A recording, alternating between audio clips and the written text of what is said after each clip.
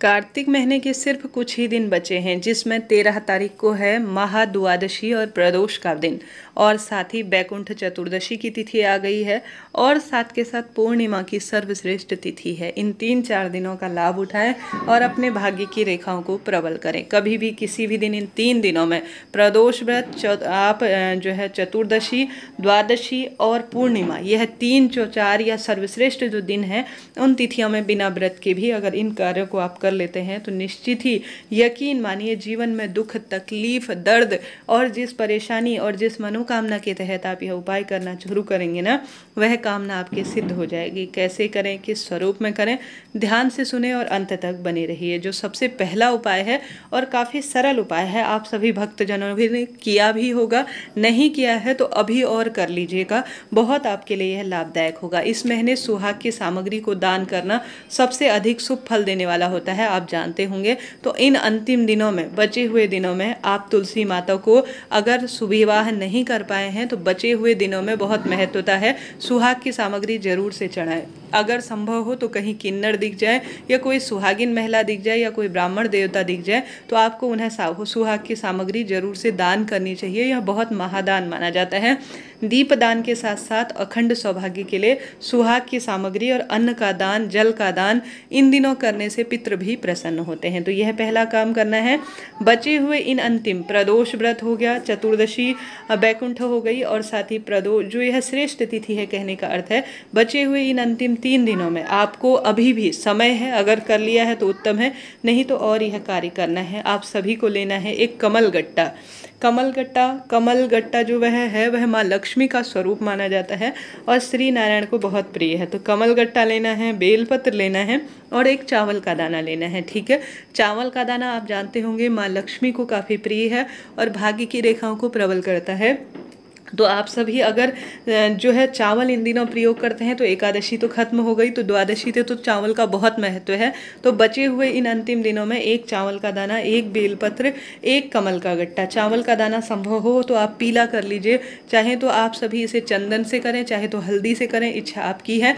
बचे हुए दिनों में श्री शिवाय नमस्तुभ्यम महामंत्र का स्मरण करते हुए आपको एक चावल का दाना, एक बेलपत्र लेना है और एक कमल गट्टा लेना है। अपने मन की कामना कहते हुए शिवलिंग पर यह सरलतम तरीके से घर के मंदिर में या महादेव के मंदिर में जब भी समय मिले आपको इन विशेष तिथियों में समर्पित कर देना है। सबसे पहले तो सुहाग की सामग्री दान करनी है, तुलसी में समर्पित करना है। दूसरा, चावल, पीला चावल और बेलपत्र और कमलगट्टा शिवलिंग पर जरूर चढ़ाना है।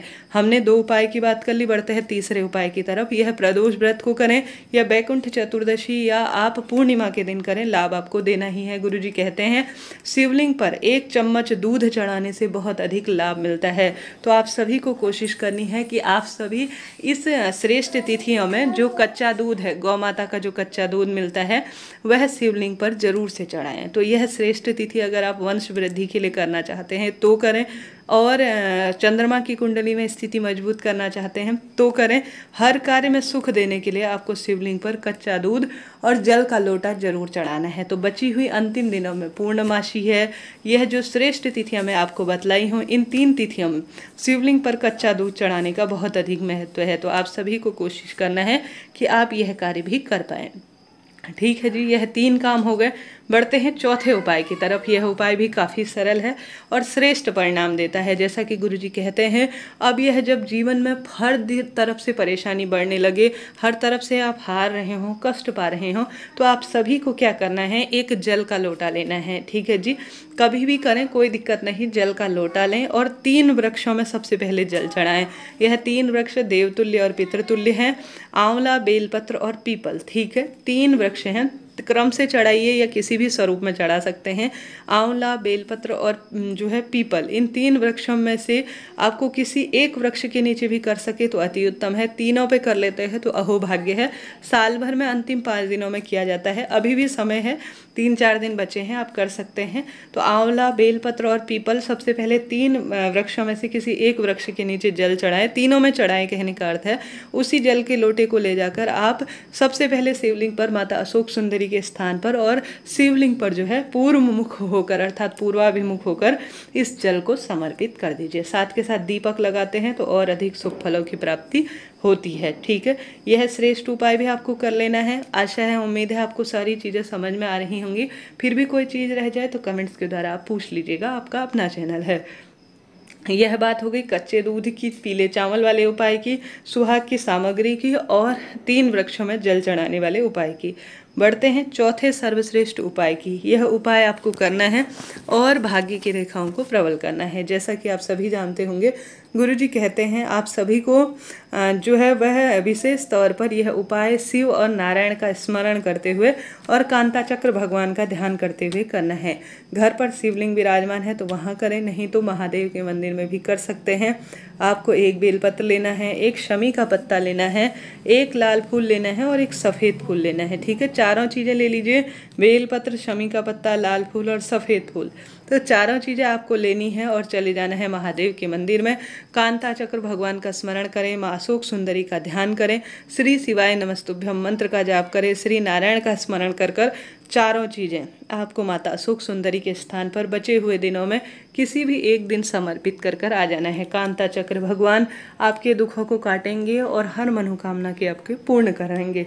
यह कार्य भी आपको कर लेना है। इसके बाद आप सभी बचे हुए अंतिम दिनों में रोज़ यह नियम बांध लीजिए कि घर के दरवाजे पर, वैसे भी प्रदोष व्रत के दिन दीपदान की महत्वता है, तो आप घर के दरवाजे पर जरूर दीपक लगाएंगे। आंवला, बड़, पीपल, शमी, केला, यह वृक्ष ऐसे हैं जो देवतुल्य और पितृतुल्य है, तो आपको ज़्यादा से ज़्यादा कोशिश करनी है ब्रह्म मुहूर्त में इनका सिंचन करें, तुलसी माँ का सिंचन करें। रोज़ कच्चा दूध, अब एकादशी समाप्त हो गई है, बचे हुए 4 दिनों में रोज़ कच्चा दूध चढ़ाएं, दीप लगाएं और इन दिव्य वृक्षों में आप जल चढ़ाएं और दूध चढ़ाकर अपने भाग्य की रेखाओं को प्रबल करेंगे। जितना दीपदान करेंगे उतना सुख पाएंगे। 365 बाती का दीपदान आप कर सकते हैं, 108 बाती का आप दीपदान कर सकते हैं। घर के दरवाजे पर सुबह शाम नियम बांध लीजिए, अब अंतिम दिनों में आप दीपदान करेंगे।